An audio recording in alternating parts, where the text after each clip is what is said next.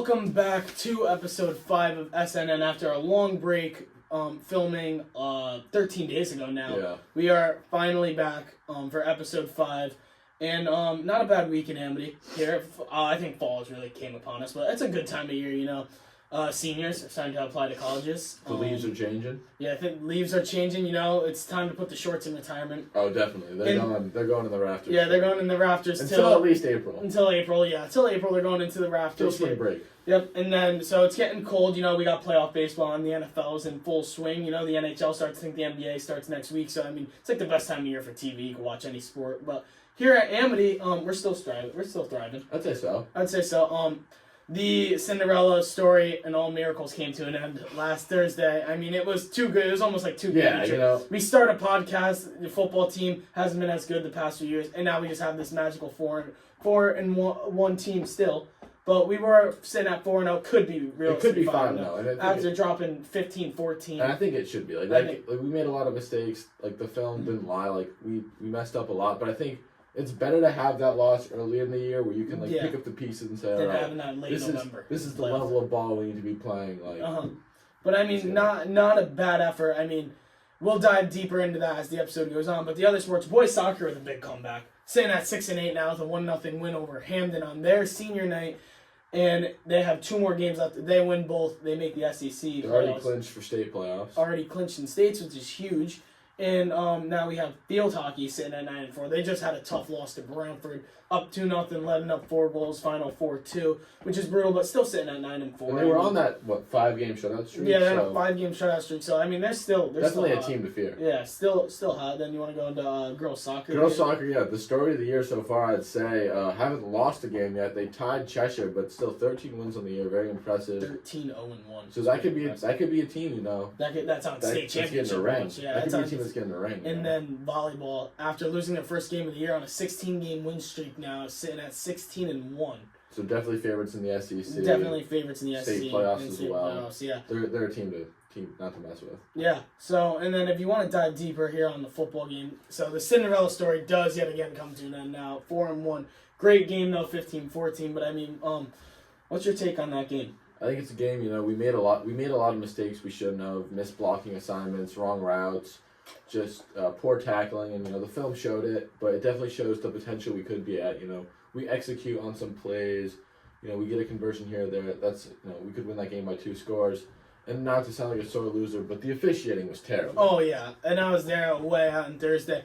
It was bad. It was very bad officiating. But I mean, yet again, still letting up 15 points. The defense is still there, I think. Yeah. The defense still played well. I mean, and 2 goal line stands too. Yeah, 2 goal line stands. And I mean, in the second half, just not getting any offense going really kind of stunk. But I mean, like, still in the beginning they looked good. How long was that Lance Mann touchdown? Had the first touchdown. 30 yards, I think. 30 yards in the air too.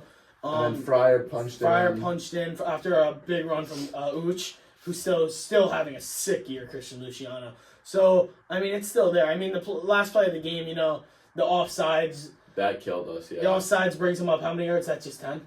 I think it was 4th and 5, so they just got a first down. They moved up 5 yards. Yeah, so that killed us. And it's like those small things like that, you know. If you want to be playing like the highest level of football your team can play at, you can't be making those mistakes. Yeah, you can't be getting offsides. And then they got into the red zone.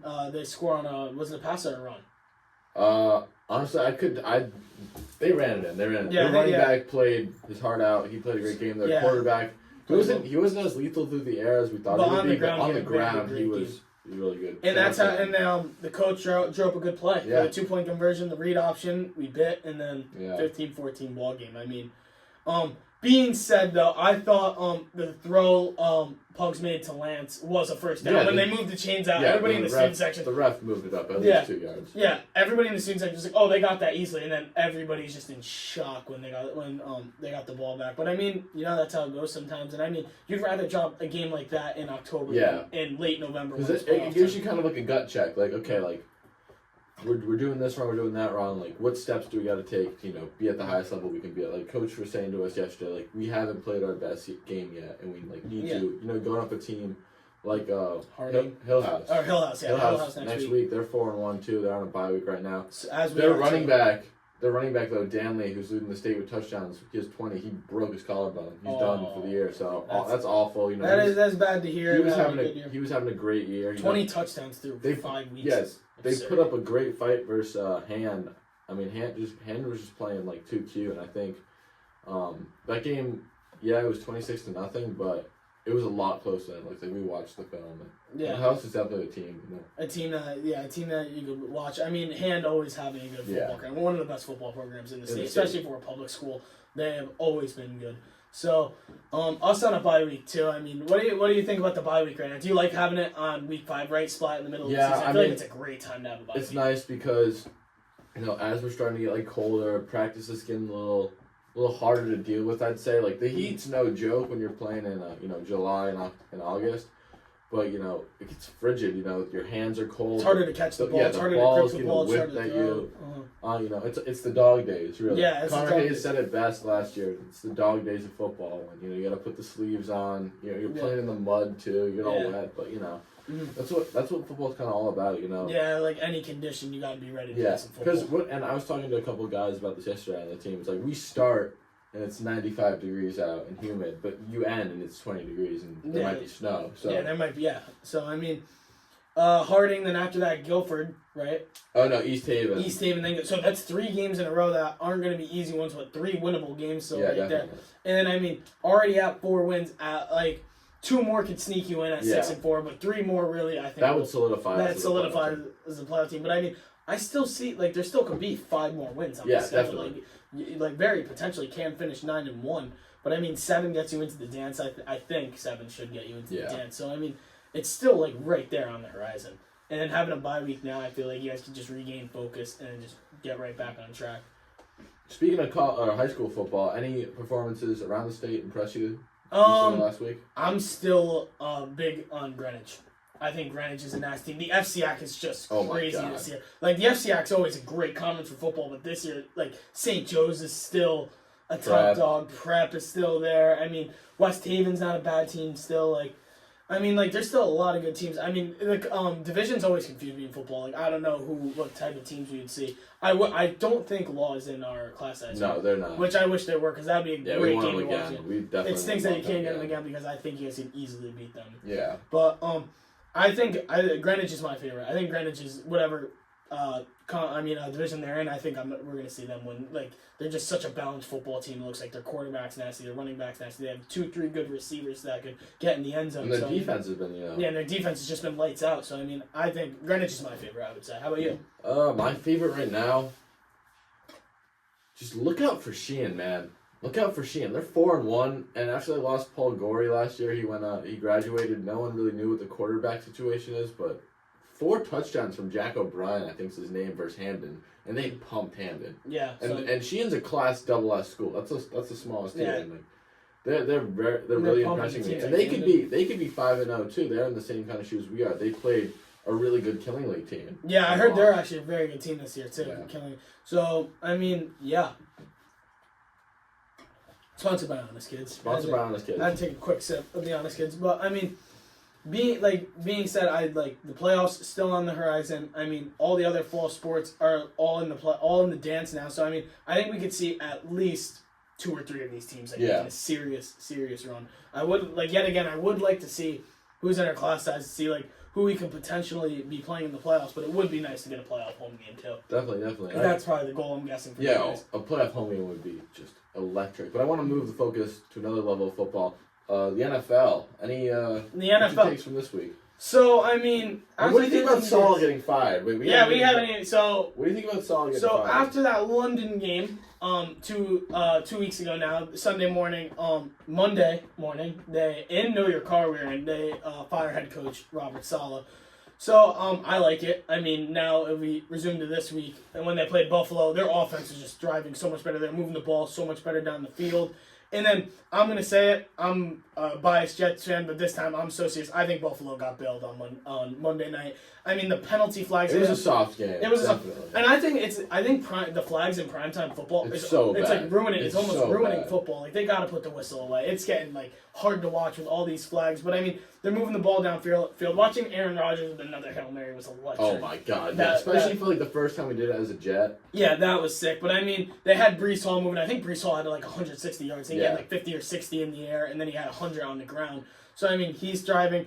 And then the last play of the game, watching Mike Williams fall with a good thrown ball by Rodgers was just. But he had Breece Hall open in the flat. And he did. But I mean, I don't mind that throw because I mean, if he's on his feet, he can very catch. Yeah. He can catch that. But I mean, then after that, less than 24 hours later, they go after and get Devontae Adams. So I'm very excited to see what they could do in Pittsburgh this Sunday night. And when I made my preseason schedule review, when I remember I chalked him up at 10-7, and I did mark this game down as a loss, or 11-6. I think this is going to be a very tough game. The Steelers defense is electric. They have a nasty defense. I think we could shut down the offense. But I mean, if our offense is moving the ball like we did last week, I think anything's possible. Yeah, and I think if they win this game, they could really get back on track. Then they play the Pats next week, but. Different story in New England, and I want to ask you, what do you think the Drake May era has began in New England? So what do you think about Drake May? 3 touchdowns. He did throw 2 interceptions, but 3 touchdowns in your rookie debut is very impressive. You know, I think this year hasn't been, well, it kind of has been what I expected. You know, I didn't think that much of Jacoby Brissett. I didn't think he was going to do much. I mean, what he did, I really appreciate. He stood in there for 5 games, took the hits, got beat up, but so Drake May wouldn't be there on day one. Because, you know, who knows if Drake May, you know, if he struggles early in the year, you know, he may never blossom. But I think this was a good week to throw him in. Yeah, they got smoked by 20, but, I mean, at least coming from Drake May, 3 touchdowns, you know, 2 ugly picks. One of them was pretty ugly, but, you know. The first one I thought was bad. Out of all the rookies this year, I think he had the best debut. Caleb Williams in his first debut had, 91 yards? Yeah, and then, no touchdowns? I mean, although Jaden Daniels is now thriving, the first, week or two, he didn't look crazy high. Yeah. He looked good on the ground, but in the air, he didn't look good. But now Jaden Daniels is really... And Drake May impressed me with his feet, too. There were a couple of plays where he just pulled it down and he just took off for the first down. Yeah, and he looked good in the pocket. He's moving around in the pocket. I actually think he had a pretty especially good with that, the O-line that's not that good. But, yeah, I think Drake May could be good.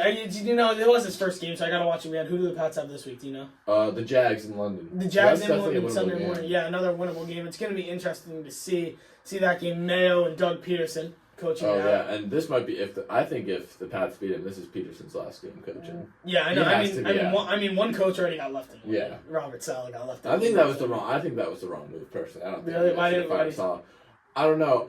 I don't think Saleh was the issue, and if you're going off the offensive struggles, well, does he call the plays? No, Hack was. Yeah, Nathaniel Hackett stepped down this week too. I forgot who was calling the plays this week for the Jets, but he was Nathaniel Hackett's usually on the sideline. He was up in the booth at MetLife this week, and I forgot his name. But then they had Olbridge at head coach, but he was also running the defense. So you could tell with a lot of these sloppy penalties they had, like the offsides, the holding, you could tell the coaches were or I thought at least the coaches were really just struggling because Olbridge is being the head coach and he's calling the defensive plays. They have someone new calling the offensive play calls. But I mean, being said, I still like the way their offense did. We saw, although Rodgers got pummeled on I don't know if you saw, but they tried a little fake play, a little trick play, and Rodgers did get sacked. Yeah, but I mean, that's something new in New York. You never see the Jets never do anything cool like that. And I mean, I think down the line, eventually, a few of those plays could work. I think that's definitely could be said about the Patriots. Obviously with Brady, you know, we ran a couple more funky plays, the double pass with Edelman and the Ravens in 2014, the 2014 AFC divisional. But you know, it was really a structured offense under Belichick. You know, check downs. You know, tight end seams. It was never flashy, and that's why it was hard to watch last year, especially with Bailey Zappi playing. Mm-hmm. It was just boring plays. Everything was from under center, and I think Gerard Mayo, he's kind of bringing a little bit life back, because you would see Mac Jones throw a couple deep balls, but Drake May was slinging it. The first touchdown he had 51 yards. And I saw a stat that was the longest. That was the longest touchdown in the for the Patriots since 20 since Brady. Yeah. And all that. So I mean that's pretty wild stat. And 51 Or what was it, 47 or 51 yards? 51. 51, yeah. So, I mean, like a 51-yard, like, we've seen longer in the NFL. So, I mean, to finally see, like, a big play like that for Patriots fans must have been pretty exciting. That's exciting. And I think we signed a couple more weapons. Like, we have a lot of young weapons. Pop Douglas, Keyshawn Butte, Polk out of Washington. So there's a lot of young guys we can develop, but I think you need a wide receiver one in there to, kind of give them some experience. And I'm surprised there was. I mean, although they were struggling, I thought we'd see them go after Devontae Adams. Or at least Amari Cooper, but now he's with the Bills. Yeah, I know. So I mean, the Bills are just trying to one up the Jets, which kind of stinks. But I mean, now when they play again, I think in like around a month in Buffalo, it's gonna be a whole different game. Yeah. Now they have Amari, we have Devontae. I mean, Garrett Wilson and Devontae Adams should be a dangerous wide receiver. And Alan Lazard too. Don't forget. Yeah, I know. Alan Lazard has had a good season. He's had a few lethal drops, but I mean, he still has like 5 or 6 touchdowns on the year. So, he's been like our best red zone threat this year. So I mean, the Jets really like have no excuse to be bad. Like they have the team. I mean, they can't stop the run right now either. That was brutal. Watching Ray Davis, I think the rookie running back from Buffalo, just run all over us was brutal. But I mean, they have all the pieces there. I mean, although Hassan Reddick hasn't signed, I think Woody Johnson or Joe Douglas just said he was allowed to request a trade. Yeah, so I saw that. He's seeking a trade now, and I mean, hopefully we can get something out of it. I was super excited for Hassan Reddick to come, but I mean, he's being like a diva now. Yeah, no, he's kind of like Le'Veon Bell. Yeah, he's like doing a Le'Veon, but even like a lot of the players are starting to come. Even Devontae at times could be a diva. You know, like in my opinion, I think that hamstring injury he had was just a bunch of bogus. Yeah, and he just wanted out of Las Vegas. And I mean, they had like Aaron Rodgers has no excuse now. He has everything he wants there. He got Lazard. He got Devontae now. He got like Randall Cobb. Yeah. He wanted Dalvin Cook. He got him. Like he's getting everything he wants.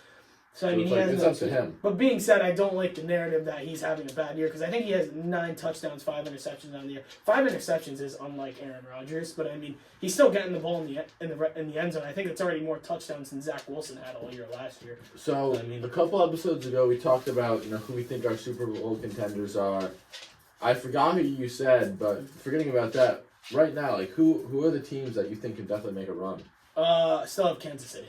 Kansas City, although they have the 2 undefeated teams this week, the Vikings and the Chiefs, I think are on losing watch. They could both lose this week. I think Kansas City, I saw play San Francisco, a banged up San Francisco, but I mean San Francisco still. They're always a good team. So they could potentially drop that one and not be undefeated anymore. Same with the Vikings, they play the Lions. Although Aiden Hutchinson did snap. Yo, my God, that was. Did you see Oh, did you hear it? Yeah, I heard it too. Oh, that was rough. So Prayers out to the Hutchinson family, Aiden too. He's a great player. I love watching him play. Yeah, but that was just brutal. That made I felt it too. I grabbed my leg to make sure it was okay. Yeah, that was so listening to that was brutal. That was the thing though, about high school football though. I don't think people realize this, and I think this is a concern a lot of parents not wanting their kids to play football. It's you see the injuries that happen sometimes in college, like Jordan Travis, or the NFL. My dad was talking about Joe Theismann. Yeah. We were talking about the injury, Aiden Hutchinson's injury, and he was saying how he was watching Joe Theismann's injury. Yeah. And he was just saying how they kept playing it over again, and you saw his bone. But the thing that people don't understand is in the NFL, when you're getting tackled by a 325-pound linebacker, that's what's gonna happen. But in high school, the most a kid's gonna weigh is maybe 250. You just don't have enough force and that strength to snap a leg. You can get seriously screwed up. Danley from Hill House who broke his collarbone. But you do not see those gruesome injuries in high school. You won't. Yeah, so I mean, parents are watching this. Have your kid play football. Yeah, have your kid play football. It's not that bad. It's not that bad. It's not that bad. It's better than wrestling. Yeah. It's better than wrestling. True. And then, I've seen worse injuries in wrestling than I've had in football. Yeah, I can see that. But also, going back to my Super Bowl today, the Ravens have finally hit their stride. The Ravens have really finally hit their stride. And that tangent, that Derrick Henry tangent is really living up to the hype right now. They're so good. Zay Flowers has been doing bad. Yeah, Zay Flowers. Rashad Bateman's had a few good catches this year. So, I mean, Lamar looks very good in the air this year. I think this can be the year the Ravens can make a run. Something funny about Rashad Bateman, in 2021, when the Pats drafted Mac Jones, Rashad Bateman was still on the board, and I was sold on Rashad Bateman. Yeah, I was so annoyed that they picked Mac Jones. Really? Because I thought Rashad Bateman and Cam Newton would be a crazy duo. Oh, Cam Newton looked good. I remember the first few games. I know. And he got COVID. Got hurt. And he got hurt. Yeah. But I'd say the Ravens are up there in the NFC.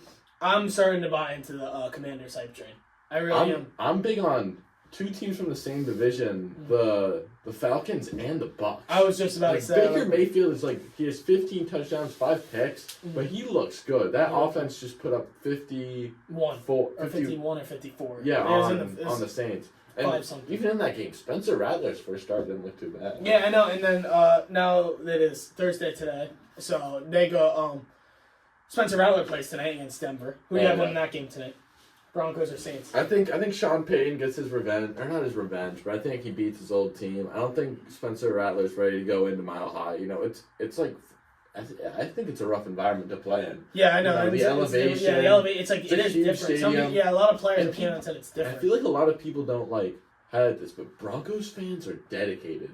Yeah, they have some dedication. I mean, ever since Peyton Manning, I won a Super Bowl there not crazy long ago. I mean, Denver loves football. So, Denver's Colorado's. Football I feel like Colorado's a football state now that you have Colorado. No Coach team I Prime hate more in college football than Colorado. Then the Buffs. Yeah, then the Buffs. I'm a hater, but if Brendan Lopez and Sean Chevalier are watching this, they're gonna be mad at you. Big Shedeur Glazers. They love Shedeur. It's not perfect timing. We're not on perfect timing. We're not on perfect timing. We're not on perfect timing. Any college teams impressing you though so far? I had to bring it up. LSU beats Ole Miss this week. I mean, I wouldn't say I'm a crazy college football fan, but I root for LSU. I have family that goes to LSU. So, and I know you're an Ole Miss fan, so we were talking about that in school. I mean, Garrett Nussmeier, whole game had a touchdown and 2 interceptions until the fourth quarter. He drives down the field, sends it into overtime, and throws a nasty game-winning touchdown. He had the game-tying touchdown and the game-winning touchdown were both very good throws in clutch time too. So I mean, Garrett Nussmeier, I think, is going to sneak his way up in Heisman odds. I think he has a chance. I mean, it's good. What's LSU's record right now? 5-1. And they play Arkansas Saturday. Okay. I don't know if they're on the bye then play Arkansas, or they play Arkansas then a bye. Yeah, I mean, Ole Miss, that's definitely a game they should have won. The defense just looked terrible. Yeah. They just looked terrible. They couldn't stop anything. Jackson Dart, though, he continues to impress me. I think he's very solid. But then I think the game of the week, at least last week, was Oregon. Ohio State. Yeah, I mean, Will Howard, right? Yeah. He's his quarterback. Yeah, what is he doing? He's got to get down early. Yeah, I know. Todd Evans. Todd Evans, if you're watching, sorry. I know you have the Ohio State socks on right now. Ohio State socks. And no, he has the rotation right now with Yankee socks. Yankees are selling the ALCS right now. But I mean, the Ohio State-Oregon game was... I forgot his name, but I love the Oregon coach. Oh, yeah, that guy's fun. Yeah, he's funny. He cares. He's dedicated. And I think they're on national championship watch. I mean, then there's still... I don't know. Bama's still impressive. It's just... Bama's a weird team. They go through, they have, the weird... They barely beat USC, but then they go out there, they beat Georgia a few weeks ago. So, I mean, Well, they lost to Vandy. Vandy. They're a weird team, but I feel like they always, But come January and, CBF playoff time, I think they're gonna. Ole Miss is gonna. I think Ole Miss still has a few ranked games on their schedule, which so they might be able to crawl their way back up. I think they're 18th in the AP right now, so they don't look too hot. But hey, maybe Lane Kiffin knows what he's doing. He can turn it around. So you see the Dart video? Dart was crying at the press conference. And he's like, "Got to win out." Yeah. See his Ole Miss Tech. I thought that was kind of style. Yeah. That Ole Miss. He's a cool guy. Yeah, he is a cool guy. He is a cool guy. I mean, Ole Miss. I think that's the school we're both applying to, right? So Ole Miss. Finished my application today. Oh yeah, there we go. I gotta hand my Ole Miss and handed in my USC the other day. Oh yeah, that was the deadline. Yeah, that's the deadline. So I feel old doing that. I feel like I'm unk. Yeah, I know, right? I feel like I'm unk, missing unk. And then speaking of unk, in our game, Aldo, he was on the podcast. He's one of our first guests. How's he doing? I know he got a little banged up in that game. He's fine. Funny enough, so we have this promotion with, I don't know what pizza place it is, somewhere in Derby. They do a player of the week for all the schools kind of in their area. So Ansonia, Shelton, Naugatuck, Seymour, Derby, and then Amity, of course, Oxford too. And Aldo was player of the week. He had 17 tackles. Yeah, that's a lot. Especially in a high school game, that's absurd. And I just see him, I can always see him making the tackles in front of me, and he just flies to the ball. He's like a bat out of hell. Yeah, I know. I noticed him all year. He flies all over the defensive side of the ball. That's someone I think the best odds of going like all Levi Jackson or making a state team this year. Like, it's Aldo, good, and that's really good for him. I mean, on the 2-point conversion, I mean, I thought that was yet again a very good play. Lost coach drew up with the 2-point. Everybody kind of bid on it a little bit, and I think he did something awkward to his leg. Yeah, he wasn't in for that play, so I think if Aldo's in for that, Yeah, then you never know because he's been flying all over the defensive side of the ball right now.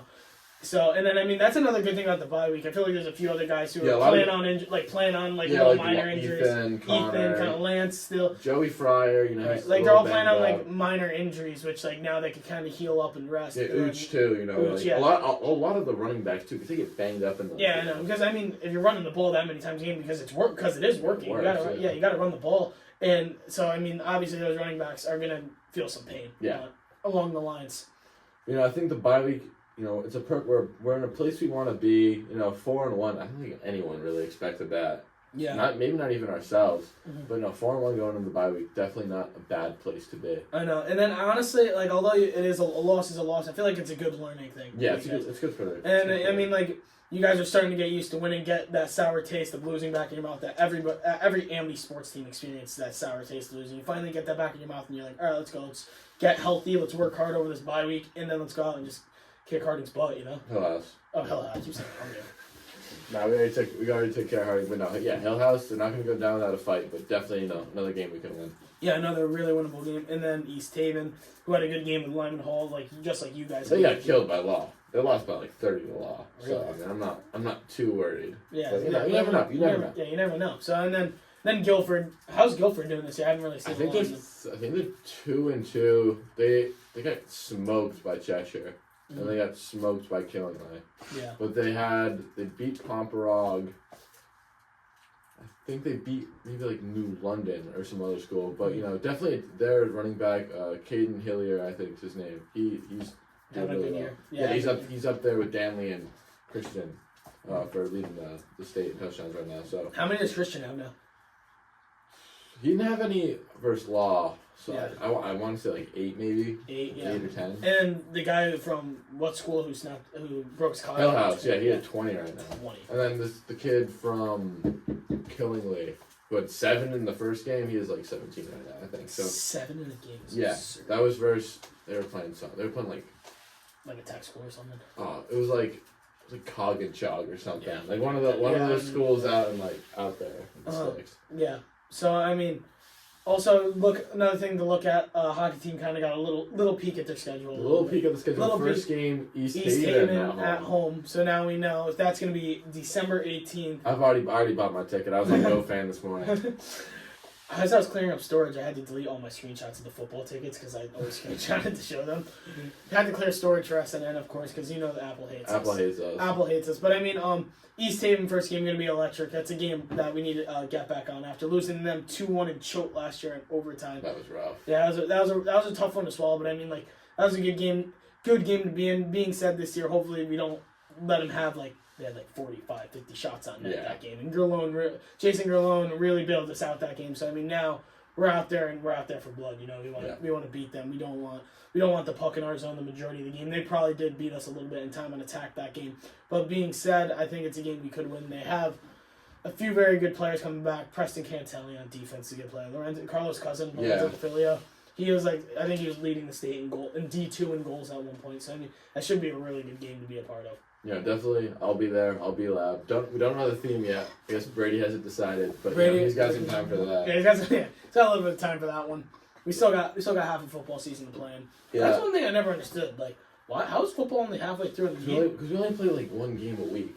Yeah. We have bye weeks. Well, isn't their playoffs going to start soon if they're probably.